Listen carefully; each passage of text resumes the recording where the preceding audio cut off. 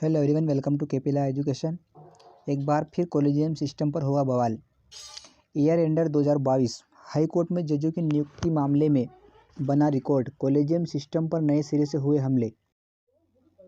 केंद्रीय कानून मंत्री किरेन रिजिजू ने कुछ अवसरों पर कॉलेजियम सिस्टम पर सवाल उठाते हुए दिखे। उन्होंने सुप्रीम कोर्ट कॉलेजियम सिस्टम को संविधान के लिए एलियन करार दिया है। देश की न्यायपालिका के लिए वर्ष 2022 कई मायनों में यादगार रहेगा। एक तरफ जहां इस वर्ष विभिन्न उच्च न्यायालयों में रिकॉर्ड 138 न्यायाधीशों की नियुक्ति की गई, वहीं उच्च न्यायपालिका में जजों की नियुक्ति की कॉलेजियम व्यवस्था पर नए सिरे से हमले भी किए गए हैं। केंद्रीय कानून मंत्री किरेन रिजिजू ने कुछ अवसरों पर कॉलेजियम सिस्टम पर सवाल उठाते हुए देखे हैं। उन्होंने सुप्रीम कोर्ट कॉलेजियम सिस्टम को संविधान के लिए एलियन करार दिया है।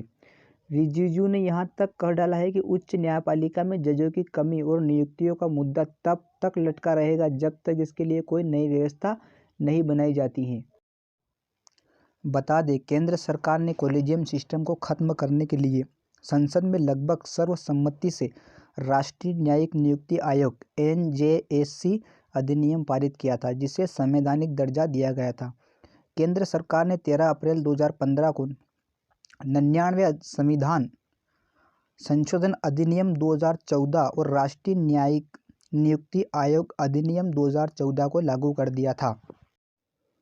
हालांकि दोनों कानूनों को सुप्रीम कोर्ट में चुनौती दी गई थी और शीर्ष अदालत ने 16 अक्टूबर 2015 को दोनों कानूनों को असंवैधानिक करार देते हुए रद्द कर दिया था। सुप्रीम कोर्ट के इस निर्णय के बाद एक बार कॉलेजियम सिस्टम फिर से बहाल में हो गया है। संसद के शीतकालीन सत्र के दौरान एक लिखित जवाब में कानून मंत्री रिजिजू ने कहा था कि कॉलेजियम सिस्टम में पारदर्शिता, निष्पक्षता और सामाजिक विविधता की कमियों को लेकर समय समय पर शिकायतें मिलती रही।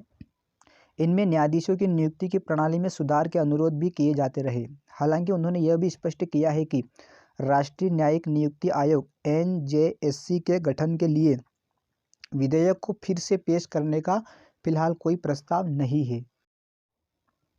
सरकार और सुप्रीम कोर्ट कॉलेजियम के बीच गतिरोध।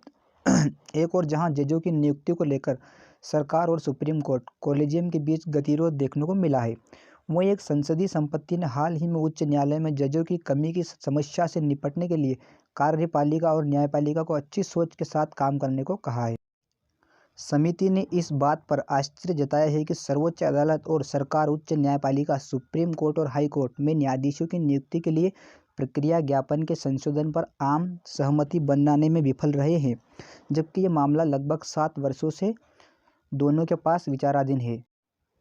संसदीय समिति ने सरकार और न्यायपालिका से संशोधित MOP को अंतिम रूप देने की उम्मीद की है, जो अधिक कुशल और पारदर्शी है। बता दें कि MOP दस्तावेजों का एक संग्रह है जो सुप्रीम कोर्ट और हाई कोर्ट के न्यायाधीशों की नियुक्ति, पदोन्नति और स्थानांतरण का मार्गदर्शन करता है। सरकार ने 20 फाइलों पर पुनर्विचार करने को कहा।